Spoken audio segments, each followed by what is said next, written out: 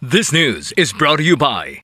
Are you experiencing body weakness? Do you have delayed wound healing? Do you feel hungry all the time? You may have diabetes. A powerful duo to help diabetic. Natural way of lowering blood sugar level. Clinica DTX 500 is a powerful duo that combines of ampalaya extract and the sugarcane extract. Clinica DTX 500 stimulates the production of insulin. Enhance conversion to energy.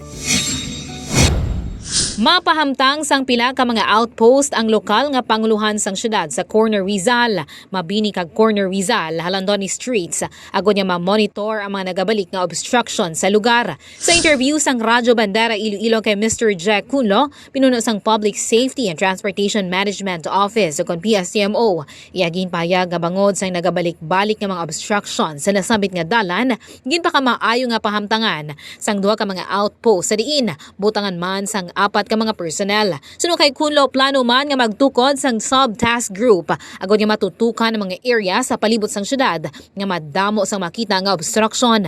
Dugang pa niya pa siguraduhon man nga hindi man mangin obstruction ang ipahamtang nga outpost agod nga hindi ma-defeat ang purpose sang pagpanghawan sang Composite team. Sa instructor na Kabanderang Alex, no, actually may outpost na kita nga isang ligad pa, gina-repair lang naton, and butang kita sa sub-task group dira, no, para mag-maintain sa aton nga isang street. Kasi kung bayaan naton, hindi manigar, may nagabalik-balik, pati importante gid nga butang kita da sang small team para nga magsige ka remind, no, ang ila EOR mo na ginang Rizal Street para nga ma-maintain ang katinlo kag ang obstruction free nga dalan sa aton nga Rizal. Report nagikan sa Iloilo City Hall.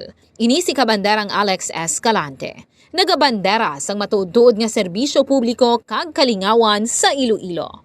Radyo Bandera